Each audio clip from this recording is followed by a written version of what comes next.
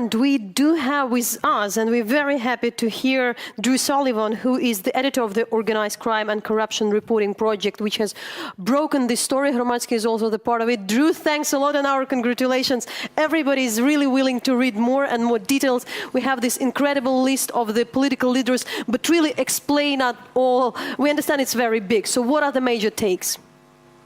Well, I think the, in our region, this is a global, this is really a global effort that was done by over 100 news organizations. So OCCRP was working in, the area of Eastern Europe, the Balkans, and the CIS states.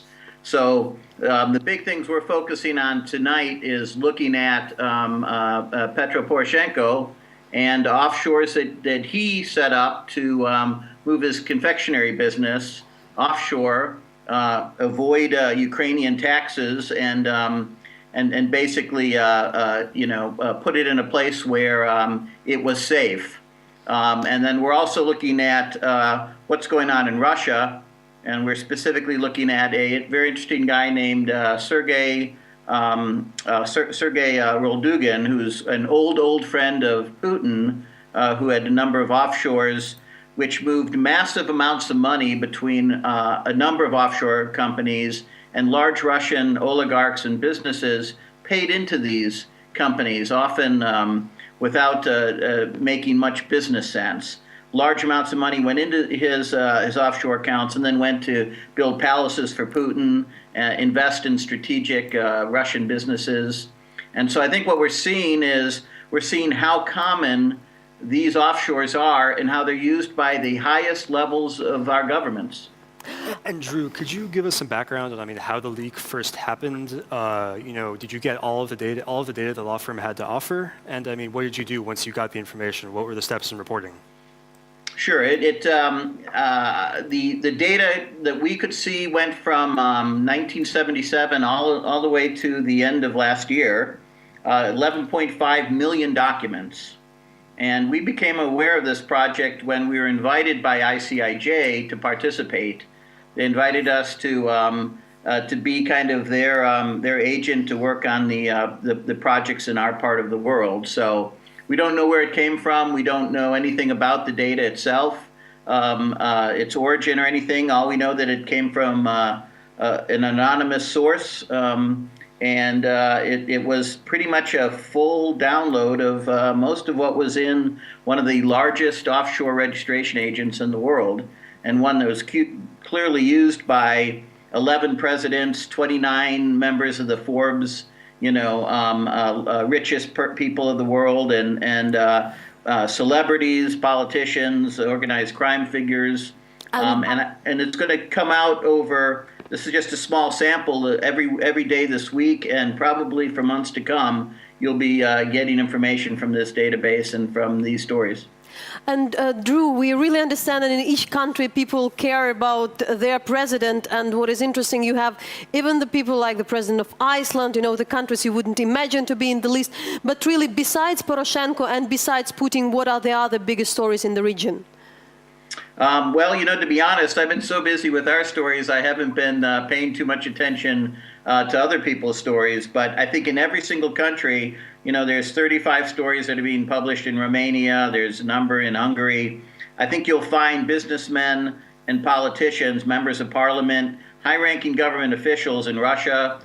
We have 3 members of parliament. We have a number of the high-ranking administrative officials who have these offshores.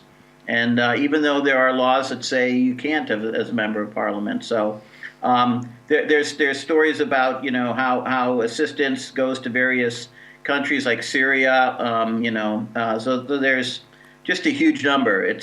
There'll be probably today 200 to 300 stories published.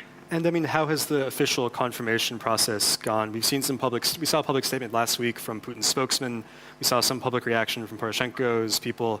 But generally, how has that process been? Have you gotten any official confirmation, either on the record or on background, from any of the governments that these are about?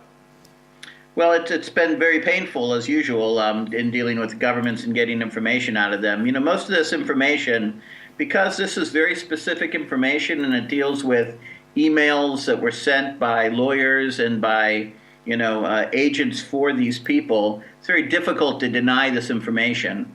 And all of it's been corroborated by other records, registration records, by land records, by other things. So what we saw in the documents, we could go and look in our communities and find these companies, and we could find these pieces of land, and we could verify everything that was happening. So it's very difficult for them to deny, that their lawyer asked, to set up a offshore in the name of the president. They can't really deny that. They can just explain it away. And I think you'll see a lot of dancing in the days to come of people trying to put a good spin on what happened. And Drew, in the end, we still needed time to really digest all that. But what it tells about the world of politics, the world of the big business, so